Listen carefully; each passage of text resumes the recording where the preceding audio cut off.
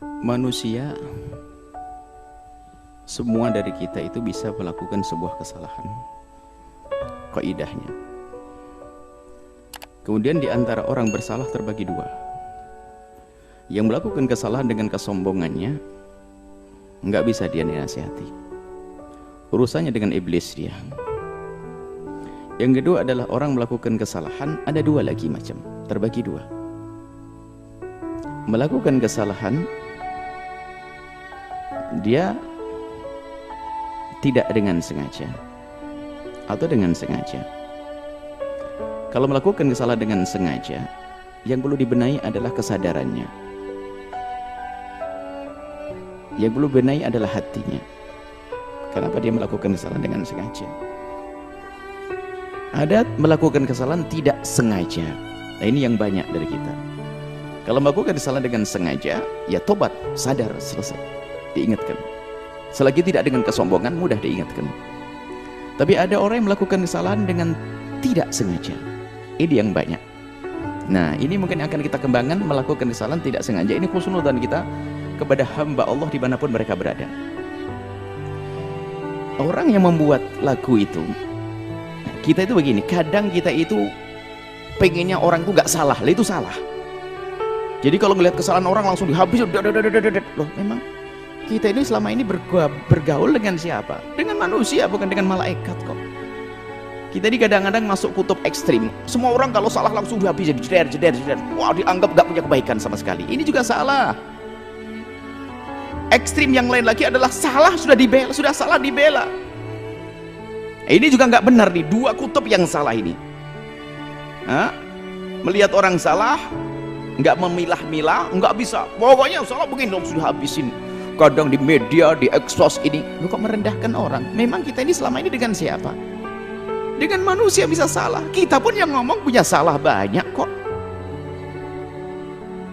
Sisi lain, sudah salah dibela. Ini semuanya nggak benar dua model manusia ini.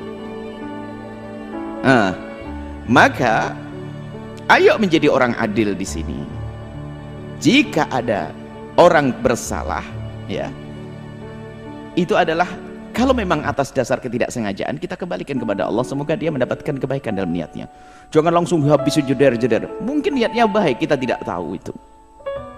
Nah, berkenaan dengan kisah lagu tentang Siti Aisyah itu, nah ini kita masih husnudzon. Semoga yang membuat lagu itu niat baik. Memang di sana ada provokasi, ada hamba-hamba yang mencoba merendahkan Sayyidah Aisyah yang tidak pernah rendahkan, dimuliakan oleh Allah.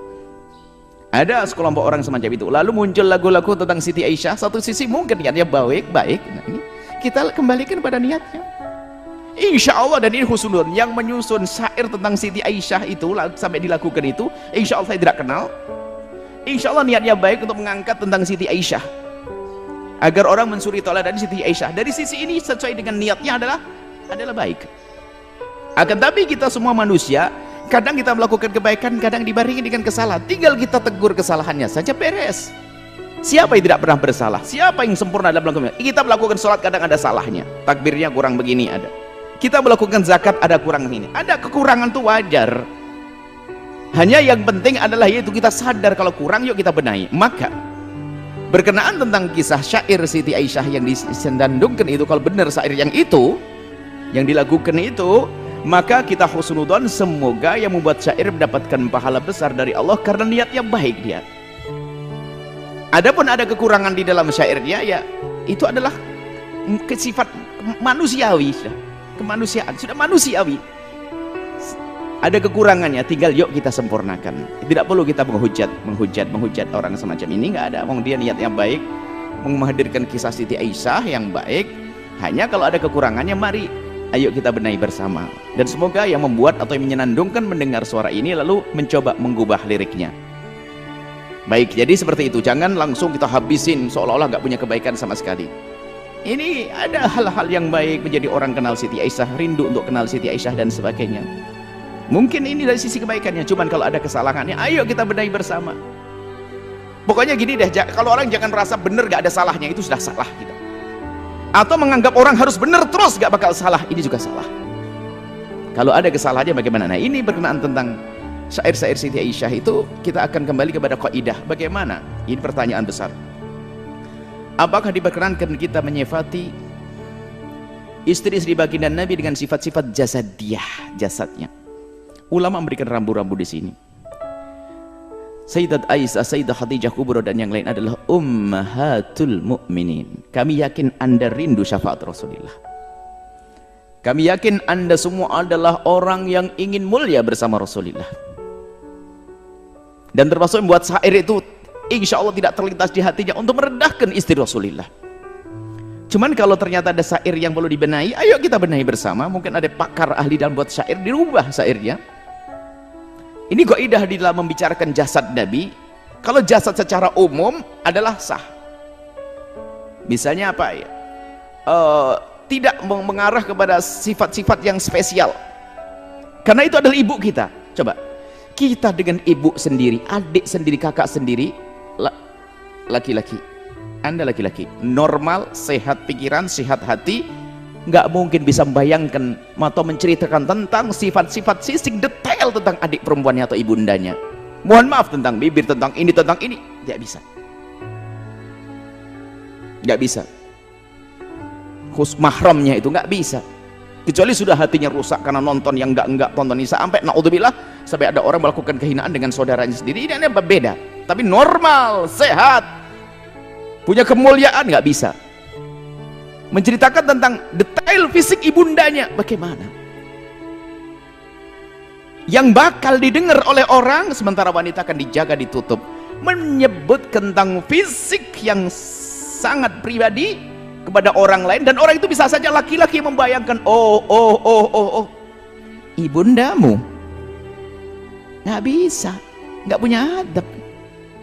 Makanya para ulama mengatakan bahasanya kalau bicara tentang mensifati jasadnya istri-istri Nabi, jangan, tidak boleh dilakukan.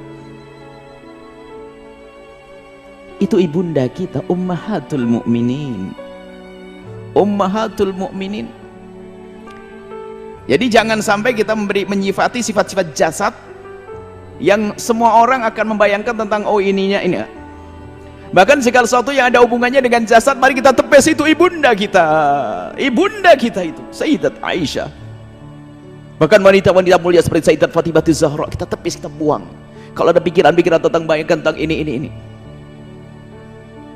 Adapun penyebutan Nabi tentang Humaira, banyak riwayat tentang Humaira, ada riwayat palsu, tapi ada juga hadis yang benar tentang Humaira waktu itu tentang baginda Nabi di saat ada orang Habasyah, dakhalal Habasyah yal'abun, kemudian Nabi dengan aturidina antanduri atau hibbina antanduri ya Humaira, ya Humaira, apakah kau ingin melihat wahai Humaira? Nah, tapi Nabi menyebut Humaira. Lah Humaira itu dalam bahasa Arab itu apa?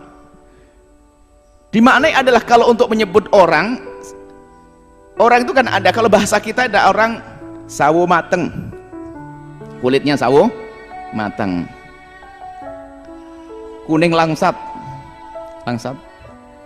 ya, ada macam-macam. Jadi sifat umum bukan menyifati tentang bibirnya warnanya merah atau pipi merah, bukan itu. Humaira itu adalah menyebut orang yang kulitnya bukan kulit hitam, tapi kalau disebut baydo tidak disebut putih dalam bahasa Arab, sebab putih itu ada kesan baros belang, jadi tidak sebut putih. Tapi Humaira itu adalah bahasa Nabi, itu bahasa Nabi untuk istri Aisyah. Dan kita tidak perlu mengembangkan makna ini menjadi kemerah-merahan ini itu. Hati-hati, jangan itu.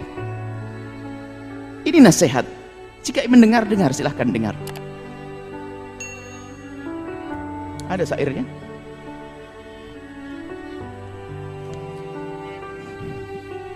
Nah ini mungkin yang membuat atau ingin mengembangkan lagu ini, coba syairnya digubah ya, agar kita hadirkan sifat-sifat istimewa dari Sayyidah Aisyah. Selain dia bersifat jasad, apa Sayyidah Aisyah punya kelebihan? Cerdas, sampai dia mujtahidah, termasuk minal mukthirina min riwayatil ahadithi, orang yang paling banyak meriwayatkan hadis. Cerdas, pandai, tangkap, penuh kasih, tegas tapi sejuk wajahnya. Nabi Sayyidah Aisyah. Jangan difati dengan sifat, mohon maaf saya tidak tega membacanya. Ada di bait yang pertama ini, barisan pertama itu mulia indah, kemudian bisa diganti setelahnya mulia indah kemudian berseri, boleh, masih wajar. Tapi itu mulia indah ada tengah-tengahnya, digantilah dengan mungkin sejuk, wajahnya sejuk, bisa jadi semacam itu. Kemudian ada bait yang bait pertama baris kedua kami pun tidak bisa membacanya karena saya tidak bisa membaca semacam itu. Bisa diganti itu misalnya dengan mungkin sifatnya ditonjolkan cerdas, pandai, dan penuh kasih sayang, bisa saja diganti seperti itu. Bukan menyifati wajah, saya tidak bisa membacanya. Baris yang kedua dari bait yang pertama, cerdas pandai, penuh kasih sayang, dan penuh kasih sayang bisa, atau diganti dengan pokoknya coba yang punya. Kemudian yang terakhir, bukan ini bait pertama, bait kedua ya. Bila marah Nabi kan memanja. Memang Nabi selalu menghibur. Ditambah saat diganti di bawahnya itu bukan dengan itu, menghibur hatinya, bisa dikatakan menghibur hatinya. Nabi selalu kalau Siti Aisyah marah adalah berusaha untuk menghibur hatinya tanpa menghadirkan satu yang ya intinya untuk menjaga jangan sampai kita punya bayangan-bayangan yang kurang pantas kepada ibunda kita. Adapun baginda Nabi pernah minum di bekas gelasnya Sayyidah Aisyah, mungkin bisa saja bekas gelasnya diganti tanpa harus menyebut bentuk fisiknya.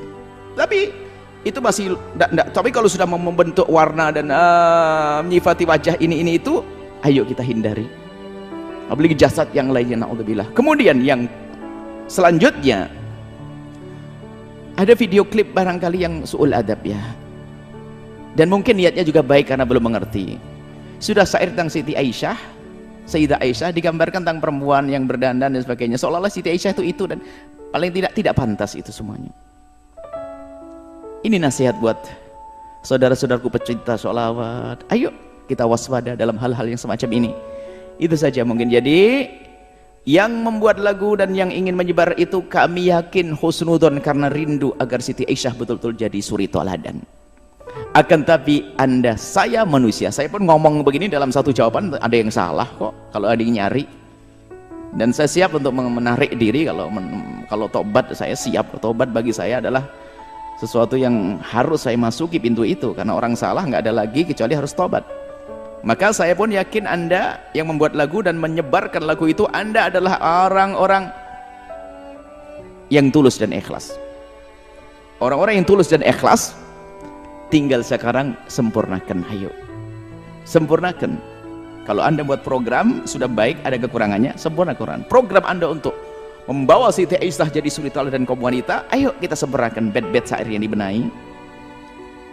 Kemudian juga jangan sampai memperagakan tentang sahabat-sahabat Nabi, istri Nabi. Ingat itu ibunda kita, ibunda istri baginda Nabi SAW, ummahatul mu'minin. Ini bisa kami sampaikan ya. Semoga Allah memberikan balasan segala kebaikan kepada siapapun yang berniat baik. Kemudian semoga Allah memberikan keinsafan kepada kita, siapapun dari kita yang bersalah kemudian ingin membuat perubahan. Jangan sampai Allah menjadikan kita orang sombong dan sombong yang tempatnya di dalam kehinaan di neraka. Tawadhu dengan kebenaran, menerima kebenaran, menjauhi kemungkaran, dan semoga kelak Allah mengumpulkan kita di surga bersama baginda Nabi Muhammad, bersama ibunda kita Sayyidah Aisyah radhiyallahu taala anha, Sayyidah Aisyah radhiyallahu taala anha, dan Sayyidah Khadijah al-Kubra, dan istri-istri Nabi yang lainnya. Mereka wanita-wanita mulia, ummahatul mu'minin, ibunda-ibundanya orang beriman. Jaga lisan kita, jaga pena kita untuk tidak menulis, agar tidak menulis sesuatu yang menunjukkan sesuatu yang tidak pantas tentang jasad-jasad. Ini saja insyaallah ya.